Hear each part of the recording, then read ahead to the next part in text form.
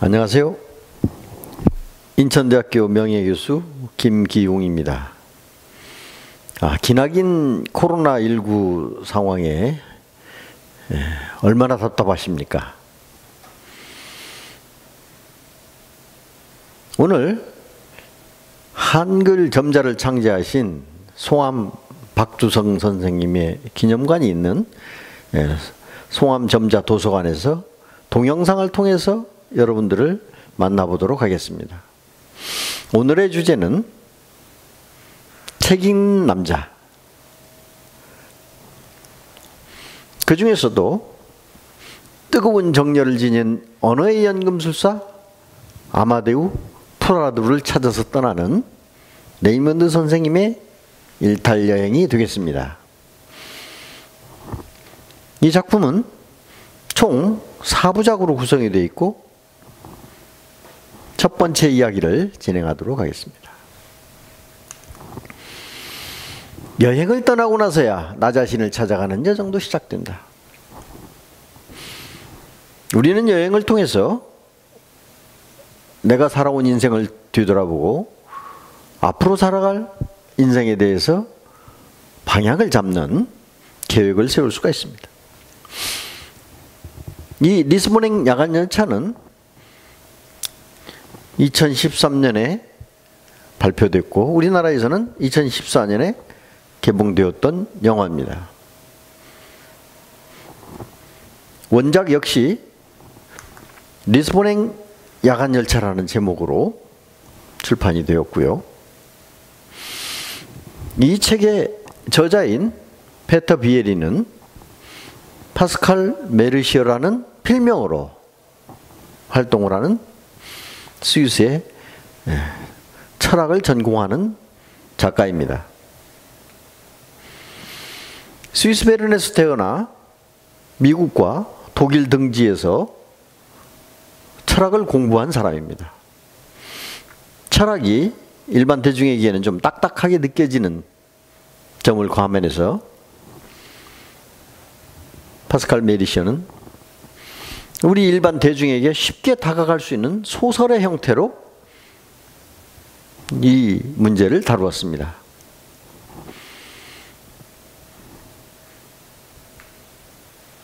책을 읽고 영화를 보는 방법 또는 영화를 먼저 보고 책을 보는 방법. 저는 이 작품의 경우는 여러분에게 영화를 먼저 보시고 좀 더 깊이 있게 그 내용을 알아보기 위해서는 나중에 책을 읽는 것이 좋은 방법이라고 추천을 드립니다. 이 작가의 다른 작품들이 이렇게 있습니다만 이러한 작품들은 리스본행 야간열차만큼 크게 인기를 끌지는 못했습니다. 이 단 한 편의 작품으로 전 세계에서 엄청난 반향을 일으키면서 호평을 받았던 작품입니다. 문학적 가치와 또 이 작품을 통해서 작가가 이야기하고 싶었던 지금까지 우리가 살아온 인생과 앞으로 살아갈 인생에 대한 메시지가 철학적인 의미가 담겨 있는 작품입니다. 자, 이야기 속으로 들어가 보도록 하겠습니다. 아까 소개해드렸던 아마데우 프라두의 삶에 대해서 우리 레이먼드 그리고리우스 선생님은 스위스 베른에서 불현듯 야간 열차를 타고 리스본을 향해서 가게 됩니다. 생면부지의 인물들을 찾아서 만나면서 하나하나 그 실마리들을 찾아 스토리를 파헤치고 결국은 이 레이먼드 선생님에 의해서 그동안 30여 년간 묻혀 있었던 고뇌와 오해와 상처를 치유할 수 있는 계기가 마련될 수 있을지 지켜보도록 하겠습니다. 시대적 배경은 2004년입니다. 제레미 아이언즈가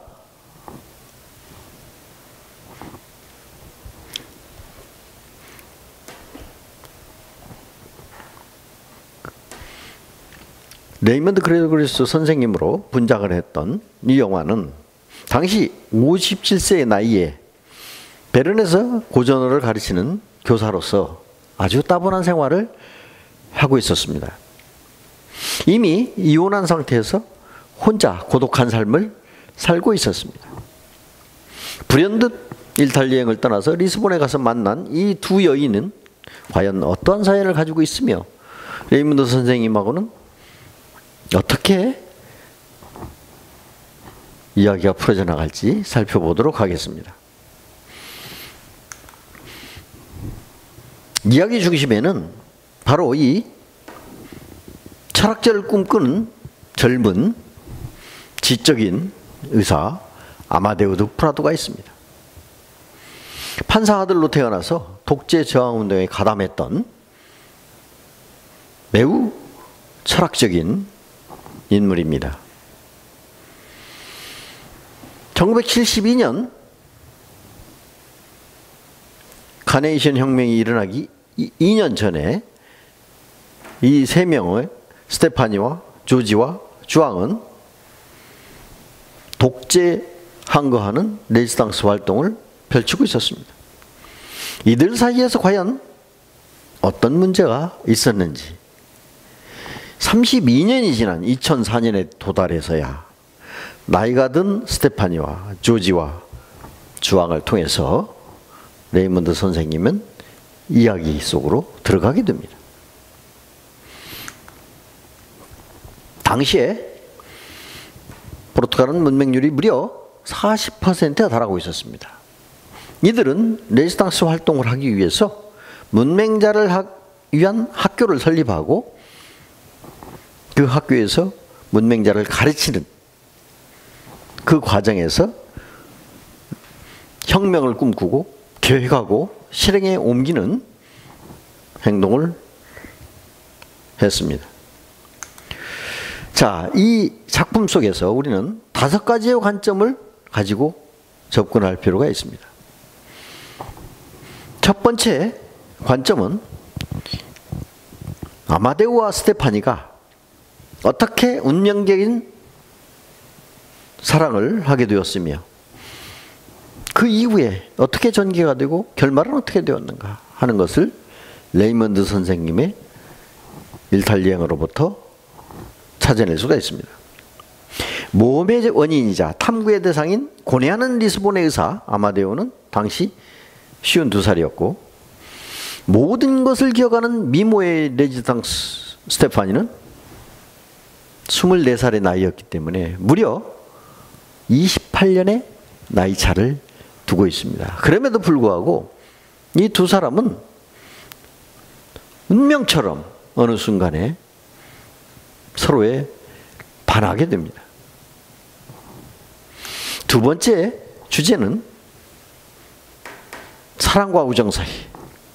어렸을 때부터 절친한 이 두 사람이 그러나 신분이 다르게 태어난 판사의 아들 의사로서 부르주아에 해당하는 이 아마데우와 농부의 아들로 태어나고 물론 약사이긴 합니다만 프롤레타리아 출신의 조지가 어떤 우정을 나누었으며 그 사이에 스테파니가 끼어들므로써 사랑이 개입함으로써 두 사람의 우정이 과연 지속이 될 수 있었는지 추적해 보도록 하겠습니다. 세 번째 관점은 오랜 독재를 저항하는 시민들의 레지스탕스 활동 과정에서 가해자인 비밀경찰 멘데즈와 그의 희생자 중에 대표적인 우리의 주앙 어떤 가해를 했으며 그 상처는 어떻게 남았고 그 상처는 과연 현재 치유되고 있는가 하는 부분을 살펴볼 수가 있습니다. 네 번째 관점은 독재와 탄압으로 인한 상처가 뜻하지 않은 여러 가지 형태로 나타나게 됩니다. 바로 이 묘령의 여인 카타리나 그리고 아마데우의 여동생인 아드리아나 어떤 상처를 안고 있는지 살펴보도록 하겠습니다. 이러한 사연들은 고지식한 삶을 살던 고전문학교사 레이먼드의 일탈 여행으로부터 하나씩 베일을 벗게 됩니다. 마지막 관점으로서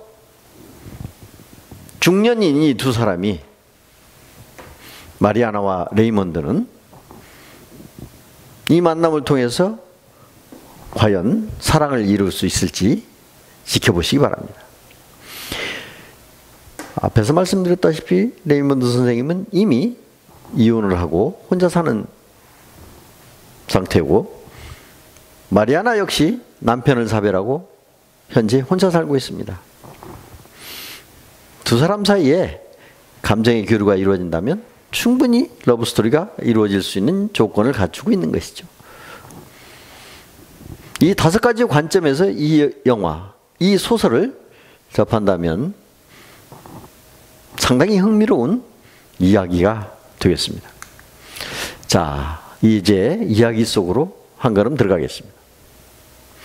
스위스 베른에서 중등학교 고전어 교사인, 그리고 독보적인 고전어 능력을 갖춘 우리 레이먼드 선생님은 지루하다고 이혼당한 남자입니다. 자기의 제자인 여학생으로부터 구애를 받아서 결혼 생활을 했고, 그러나 세대 차이를 극복하지 못하고 아내는 남편을 지루하다고 버리고 떠나가게 됩니다. 현재는 이와 같이 매일매일을 아침에 출근했다가 학생들을 가르치고 저녁에 퇴근한 뒤에 고전어 공부를 한 다음에 잠자리에 들기 전에 누군가 앞에 있는 것을 가상하고 혼자 쓸쓸히 체스를 두다가 시간이 되면 잠자리에 드는 일상을 반복하는, 역시 지루한 삶을 살고 있는 사람입니다. 어느 바람 불고 비 오는 날 키리엔펠트 다리를 건너서 출근하는 길에 우연히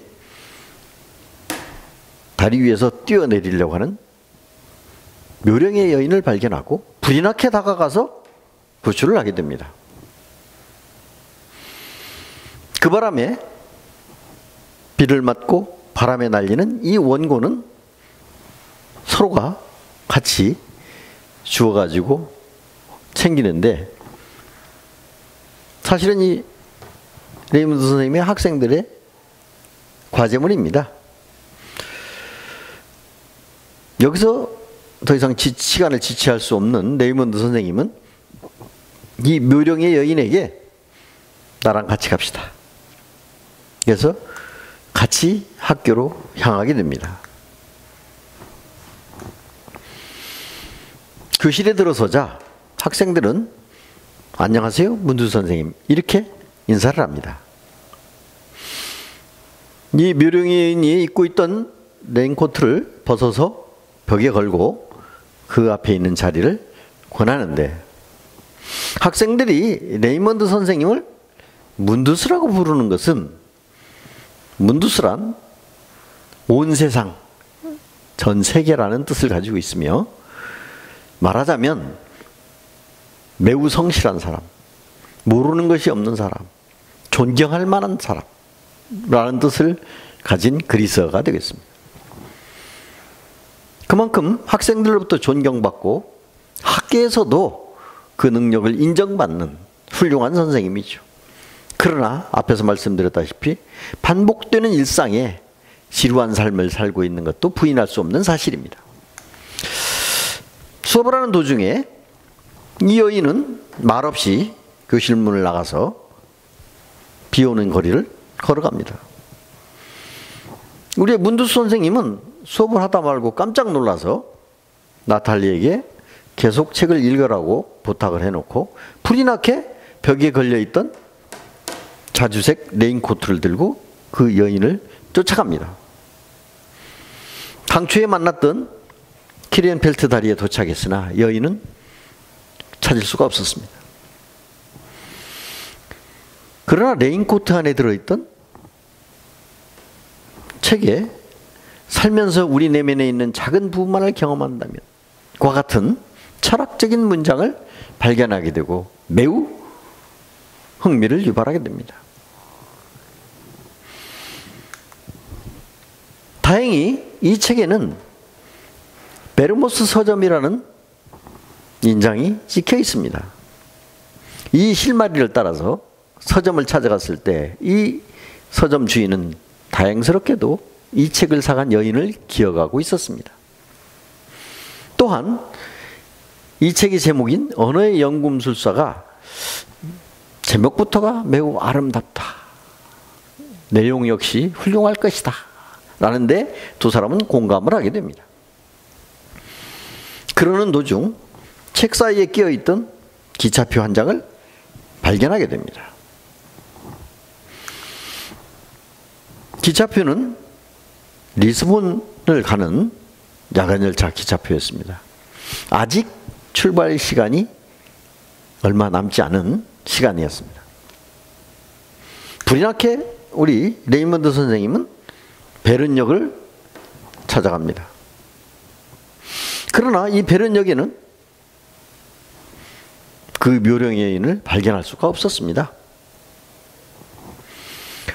여기서 잠깐 이 스위스 기차에 붙어있는 이와 같은 마크는 무엇인지 대부분의 유럽 여행을 하는 여행객들은 궁금하게 생각할 텐데요.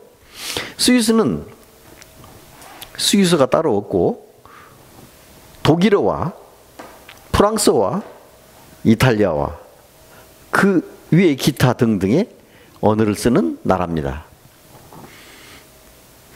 그래서 주로 많이 쓰이는 독일어, 프랑스어, 이탈리아의 약자인 스위스 연방철도라는 표시로 이 마크를 달고 다닙니다. 열차가 출발하는 시간이 되었습니다. 이 여인은 찾지 못했으나 레이먼드 선생님은 망설이던 끝에 떠나가는 열차에 불이 나게 올라탑니다. 자, 이제 리스본을 찾아가는 기나긴 여정이 시작되는 것이죠. 뭔지 모르게 홀린 듯 기차를 타고 일탈 여행을 떠나게 된 것입니다. 학교에서 기다리는 학생들은 어떻게 할 것입니까? 이 레이먼드 선생님이 살던 아파트는 어떻게 할 것입니까? 모든 것을 후를 던져버리고 미지의 세계로 뛰어든 셈이죠. 기차에 올라탄 선생님은 동료이자 교장 선생님인 카기에게 문자를 보냅니다. 제 인생을 조금 다르게 살고 싶다는 생각이 들었습니다. 더 이상 문두스 노릇을 하고 싶지 않습니다. 남들에게서 존경받고 그런 삶이 본인에게는 따분하고 지루하고 재미가 없는 그런 삶이었던 것이죠. 이제 자신을 찾아서 여행을 떠나는 것입니다. 새로운 삶이 어떤 모습일지 저도 모릅니다만 미룰 생각은 조금도 없습니다. 이제 우리 레이먼드 선생님은 60이 가까워 왔습니다. 살아온 횟수에 비해서 남아있는 횟수는 적을 것입니다. 저에게 주어진 시간은 흘러갈 버릴 것이고 그러면 새로운 삶에서 남는 건 별로 없을 테니까요. 인생을 뒤돌아봤을 때 과연 내가 어떻게 살았고 무엇을 얻었는지 만족하면서 살았는지 이런 점을 생각하게 하는 대목입니다. 그건 그로부터 앞으로 살 인생은 과연 어떻게 하는 것이 좋을 것인지 이제 레이먼드 선생님은 불현듯 떠난 리스본행 야간 열차에서 일탈 여행을 통해서 또 아마데우 프라두의 스토리를 찾아가는 과정에서 무엇인가를 얻어오게 될 것입니다. 자, 스위스 베른에서 리스본까지는 무려 30시간 정도의 시간이 걸립니다. 프랑스를 거쳐서 이와 같이 스페인과의 국경을 넘어서 가게 되는 것이죠. 가는 동안에 문두스 선생님은 아마데우 프라두의 언어의 연금술사 책을 읽기 시작합니다. 물론 이 책은 포르투갈어로 써있기 때문에 그냥 바로 쉽게 읽을 수는 없었습니다. 그러나 우리 레이먼드 선생님이 누굽니까? 누구나 인정할 만한 레이먼드 문두스 선생 아닙니까? 라틴어를 로부터 파생된 유럽의 언어들은 다 유사하기 때문에 쉽게 이 언어학자인 레이먼드 선생님은 이 책을 읽을 수 있었습니다. 기차를 타고 가면서 책 읽는 남자 레이먼드. 이 책으로부터 상당히 감동적인 문구를 발견하게 되는데요. 이 세상에 두 종류의 사람, 즉 책을 읽는 사람과 읽지 않는 사람이 있다. 어떤 사람이 독서를 하는지 않는지는 금방 알 수 있으며 사람 사이에 이보다 더 큰 구별은 없다. 라는 문구로부터 아주 깊은 감동을 받게 됩니다. 물론 이 말 위에도 깊이 있고 아름다운 문장들이 수없이 많이 적혀 있습니다만 대표적으로 여러분들한테 이 문장을 소개해 드립니다. 그 과정에서 깃털처럼 자유로웠으며 불확실함에 버거워했던 그때, 이런 문장을 통해서 아마데우 프라도와 스테파니 사이에 어떤 일이 있었는지 궁금증을 자아내게 만드는 대목입니다. 자, 이러한 내용을 우리가 좀 더 깊이 있게 이해하기 위해서는 당시의 포르투갈 상황을 알 필요가 있겠습니다. 포르투갈은 공화제 단일국가 이원 집정부제 사회주의를 표방하는 나라로서 면적은 우리나라와 비슷합니다. 그러나 인구는 우리나라에 비해서 약 5분의 1 수준 정도라고. 그러니까 인구가 그렇게 많지는 않습니다. 로마 가톨릭이 84.5% 정도 믿을 정도로 독실한 가톨릭 국가, 유럽에서 제1 가톨릭 국가가 되겠습니다. 인근에 있는 스페인 역시 매우 독실한 가톨릭 국가입니다만 근 10%포인트 가까이 차이가 납니다. 오랜 기간 동안 지배를 받다가 스페인으로부터 1640년에 비로소 독립을 했고, 이 1910년에 이르러서야 왕정국가에서 공화정으로 전환을 하게 된 것입니다. 보시다시피 이 지도상에서 유럽 대륙의 가장 왼쪽 끝, 서쪽 끝이 되겠습니다. 길쭉한 해안으로 형성된 18개 현으로 구성되어 있는 연방국가입니다. 자, 제가 앞에서 독재로부터 항거하는 레지스탕스 운동에 대해서 말씀드렸습니다만, 안토니오 드 올리베라 살라자르란 이 무려 40년 이상의 독재의 국민들은 치를 떨었는데요. 살라자르가 집권한 그 기간만 해도 38년 정도가 됩니다. 군부에 의해서 쿠데타가 성공하고 그때 재무장관으로 발탁되었다가 총리로 취임한 뒤에 38년간을 이어져 온 것이죠. 1974년 4월 25일에 리스본의 봄이 찾아오고 그걸 우리는 카네이션 혁명이라고 부르게 되는데, 이때 시민들이 무혈구태에 성공하면서 좌파 청년 장교들의 지지를 받았는데 시민들이 지지의사로 카네이션을 달았던데 유래가 된 것입니다. 독재 정권의 잔혹함, 그 외에도 국제적으로 식민지와의 전쟁으로 아주 지친 상태에 있었습니다. 타임이 선정한 세계 독재자 15명 안에 바로 이 살라자르가 포함되어 있습니다. 상당히 많은 나라들이 독재의 괴로움을 겪었는데 우리나라 역시 군부 정권에 의해서, 쿠데타에 의해서 20년 이상을 독재에 시달린 적이 있었죠. 자, 당시에 포르투갈은 아주 작은 나라임에도 불구하고 대항해 시대에 전 세계를 누비고 다니면서 식민지 그리고 영향력을 미치는 나라들이 많았습니다. 지금 파란색으로 표시된 이 영역이 주로 포르투갈 사람들이 세계를 누비고 다녔던 무대가 되겠습니다. 대표적으로 남미의 반을 차지하는 브라질이 포르투갈 식민지였습니다. 지금은 다 독립을 했죠. 자, 레이먼드 선생님은 리스본에 도착해서 이제 언어의 연금술사 아마데우 프라도를 찾아 나서게 됩니다. 왼손에는 키렌펠트 다리에서 만났던 묘령의 여인이 두고 간 레인코트가 손에 들려 있습니다. 먼저 호텔을 찾아서 가는데 과연 이 여행이 며칠 만에 끝날지 본인도 잘 모릅니다. 첫 번째 해야 될 얘기는 바로 아마데우 프라도를 찾아가는 일입니다. 이와 같이 호텔에 비치된 전화번호부를 통해서 주소지를 파악하고 찾아가게 됩니다. 그 주소지에는 이와 같이 닥터 아마데우 드 알메이다 프라도라는 간판이 여전히 붙어 있습니다. 병원이죠. 개인 병원입니다. 이제 이 아마데우를 만남으로써 이야기의 실체에 한 걸음 더 들어갈 수 있게 되었습니다.